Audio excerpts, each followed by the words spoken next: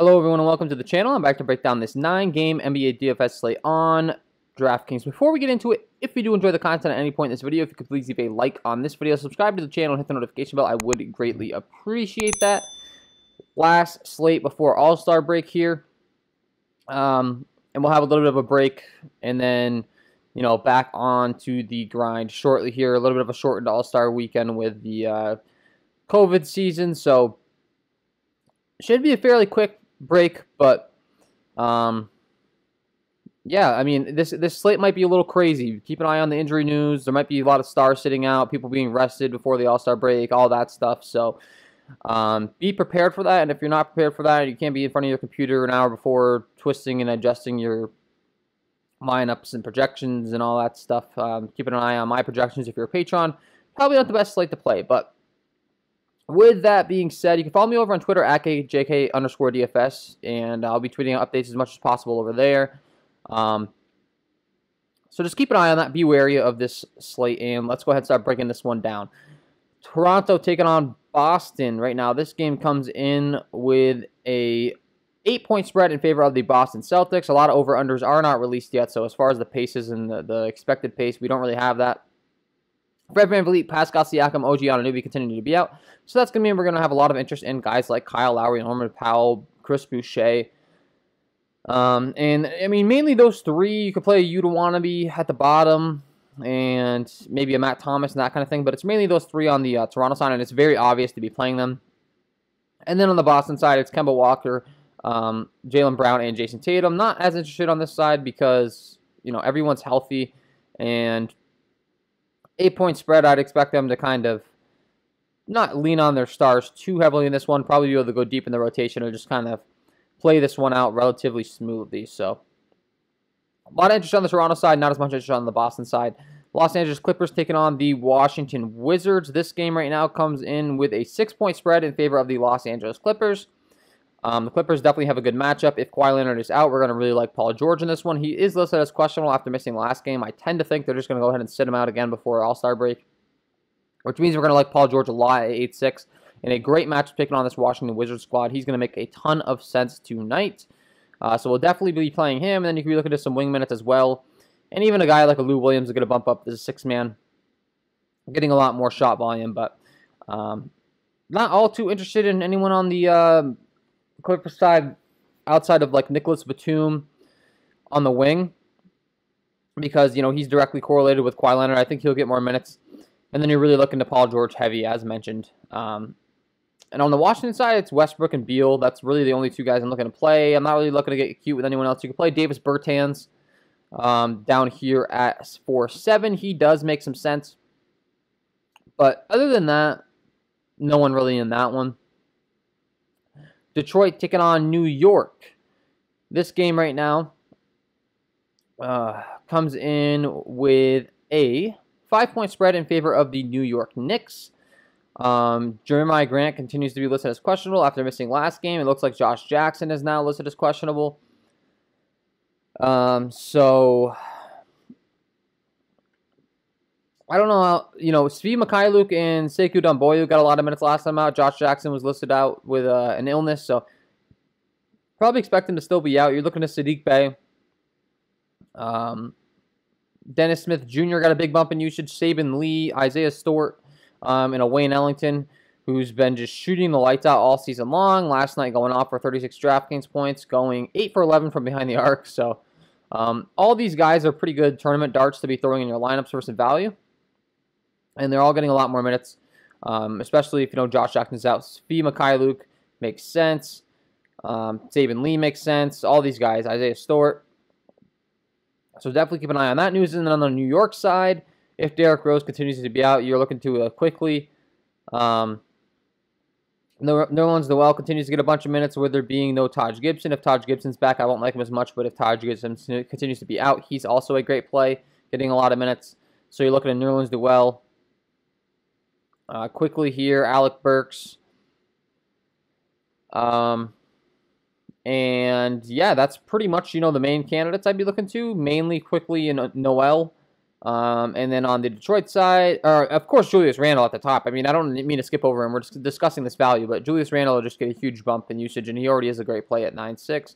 So definitely be looking to him to lead this offense. And then RJ Barrett at 6K. Also, if there is no Derrick Rose, makes a lot of sense as a play. Denver taking on Indiana.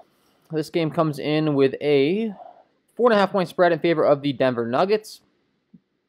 As far as who we're looking to in this one, it looks like both squads are really healthy outside of JaMychal Green and Paul Millsap. Gary Harris continuing to be out on the Denver side, so that's going to give a bump up to Michael Porter Jr., Will Barton. Continue to have interest in both of these guys playing lots of minutes, getting lots of usage. Last time out, not playing so many minutes because of the blowout. So just keep that in mind. It was a blowout. That's not because they just decided to cut their minutes. Just blowouts happen. So Michael Porter Jr., Will Barton, Jamal Murray, and Nikola Jokic. Those four you can really lock in on.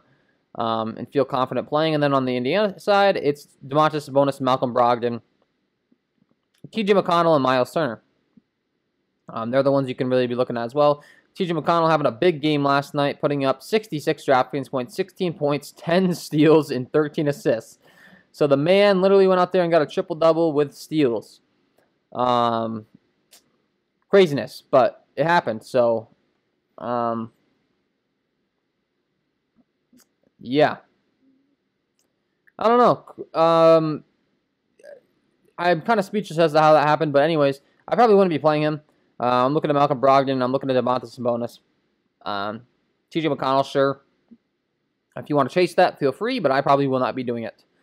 Milwaukee taking on Memphis. This game right now comes in with a 6-point spread with a 233.5 over-under. So Milwaukee expected to win this one fairly easily, I suppose. 6-point spread is pretty reasonable, but a decent over-under and not a big enough spread to where I'm not playing these Memphis guys. Ja Morant and Jonas Valanciunas continue to be number 1 and number 2 on the Memphis side. Ja Morant having a huge game last time out, putting up 58 DraftKings points, taking on that Washington squad. And in a fast up-tempo game, they're going to need him to stay close in this one, so continue to have interest in him. Jonas Valanciunas at 7.5. Same rule applies to him. He'll continue to get usage. He hasn't had a big game in a while, though, honestly, and he's kind of priced in the mid-7K range, not getting a ton of minutes, so it's a little scary. And then, other than that, they're starting to get healthy. Kyle Anderson, Dillon Brooks, all these guys coming back. So when you get down here, you know, I'm comfortable playing like one of these guys, but playing multiple of them is kind of scary. I wouldn't play more than 2. You could play 2, but in Milwaukee, you got Giannis, Chris Middleton, Andrew Holiday, all back questionable. So same rule applies to these guys. It's becoming a little more difficult to play them. Not quite as interested as I would be if one of them is out. But yeah, I'm probably looking to play Giannis if this game stays close. That's the guy I'm playing. I'm fading Drew Holiday. He's been limited. Chris Middleton. So the fact that Drew Holiday's been limited a little bit does make me like Chris Middleton a little more. Just not as much as I would like him if Drew Holiday was out. So a slight bump to Chris Middleton. Miami taking on New Orleans. This game right now comes in with a 3.5-point spread in favor of the New Orleans Pelicans, expected to be up-tempo. Jimmy Butler is listed as questionable. Bam Adebayo is listed as questionable. Jimmy Butler's been out the last 2 games. I would expect them to just sit him before the All-Star break. Bam Adebayo is listed as questionable. He's been listed as questionable many times and hasn't sat. I kind of think they just sit him too. This is just pure speculation, so don't... You know, if they're both in, they're both great plays. This is a great matchup taking on New Orleans. If they're out, we're looking at big bumps in usage to guys like Tyler Hero, Goran Dragic, Kendrick Nunn, Kelly Olynyk at 4.7 as the big man. All of these guys would become great plays because it's a great matchup. And if there's no Jimmy Butler and no Bam Adebayo, they're going to be leaned on heavily. So, yeah, I really would have a lot of interest in this Miami side. A lot of interest to be had. I think they're underpriced, and I would definitely like them. And then on the New Orleans side, it's pretty straightforward. It's Zion Williamson, it's Brandon Ingram, it's Lonzo Ball. Those three continue to be the three-headed monster, so to speak. They're the ones getting the most usage, and I will continue to target them. On top of Eric Bledsoe. Eric Bledsoe at 5'4" continues to get a lot of minutes, and I said last time out, you know, it's a matter of time before this guy has a big game. Went out there and put up 37 DraftKings points, so continue to play him. Seeing like mid-30s to 40 minutes a game. In the mid-5K range, that's just too cheap. For tournaments, there's plenty of upside to be had there. So, Oklahoma City taking on the San Antonio Spurs. This game right now comes in with a 6-point spread in favor of the San Antonio Spurs. LaMarcus Aldridge listed as questionable. Derek White continues to be out. I would expect LaMarcus Aldridge just to rest up before All-Star break again. I just don't think these guys are going to... I don't think these teams are going to be rushing these guys back. What's the point? It's one game. Let them rest up. Let them get healthy and then come back after the break strong. So that's why I keep saying that. Shai Gilgeous-Alexander, Al Horford are going to be my two options on the Oklahoma City side, getting bunches of usage being relied on very heavily. So they make the most sense as far as Oklahoma City is concerned. And they're priced up for good reason because they're the ones that are going to get the most touches. Darius Bazley at 5'6" continues to make some sense as well. Isaiah Roby at 5'4". I'm not all too sure about the fact that he's priced up there. I don't really get it. I mean, he had a fairly good game last time out, I guess, for 22 minutes, but he's limited with his rotation being back and fully healthy. So I'm not really looking to go there. But on the San Antonio side, it's DeMar DeRozan, DeJounte Murray. Both those guys are going to continue to get a bunch of usage, especially with no LaMarcus Aldridge. So continue to look to them. And that's about my interest in this one. If Keldon Johnson's back and fully healthy and playing full minutes, I'd like him. But right now, he's limited. He only played 11 minutes last time out. So that's just going to make me like Lonnie Walker even more. And then, as mentioned, DeJounte Murray and DeMar DeRozan. There's a reason I still like them so much.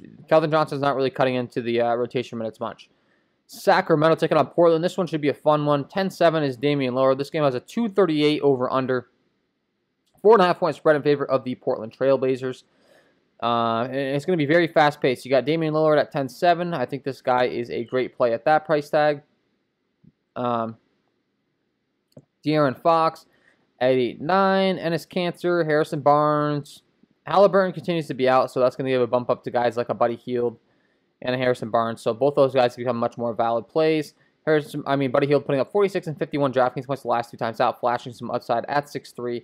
I think he makes a lot of sense. Rashawn Holmes, Marvin Bagley, all of these guys. I'm going to love this game. I'm going to have lots of exposure to this game. For sure, no doubt in my mind. Going to be up-tempo. Rotations are very solidified. You're looking at, from pretty much Gary Trent Jr. up. Gary Trent Jr., Robert Covington, Buddy Hield, Rashawn Holmes, Marvin Bagley, Harrison Barnes, Enes Kanter, De'Aaron Fox, and Damian Lillard. Very comfortable having lots of exposure to those guys. And then Hassan Whiteside continues to be out, so you could be looking to a Bielitsa down here. Only getting like low 20 minutes, but he has upside to get you there very quickly when he gets hot.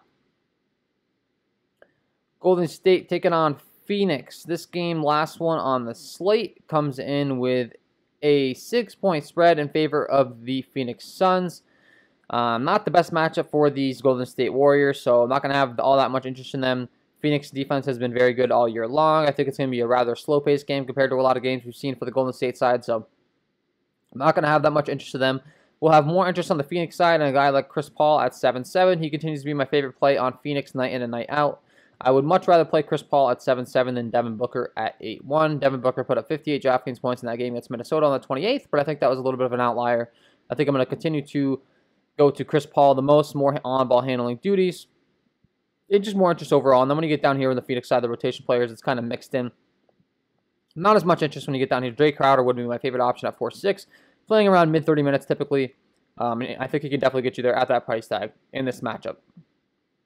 Lastly, Kent Bazemore did get the start for Kelly Oubre last time out. Playing 31 minutes, putting up 26 DraftKings points. So a possible option there, but yeah, overall, that is my breakdown. Before I let you guys go, I got to give you my lock of the night. Let's get into it.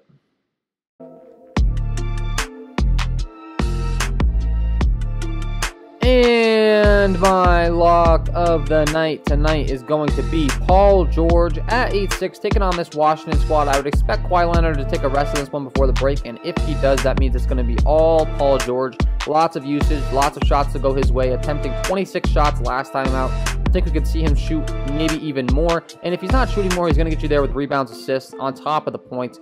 Some serious triple-double upside here in this matchup. Love Paul George at 8-6, and he is my lock of the night. So there you have it, guys. Paul George, 8-6. Get him in your lineups. And that is all from me in this one. If you did enjoy the content, if you could please leave a like on this video, subscribe to the channel, and hit the notification bell, I would greatly appreciate that. And then go ahead and check out all my KJK DFS links, linked below in the description. got a bunch of stuff going on down there. I got an NBA package, KJK DFS merch, some promo codes that you can use to get some discounts on websites when you sign up today if you're playing DFS. And that is all from me. Enjoy the All-Star break. I'll be back to break down the All-Star game. But until then, we will see you in the next one.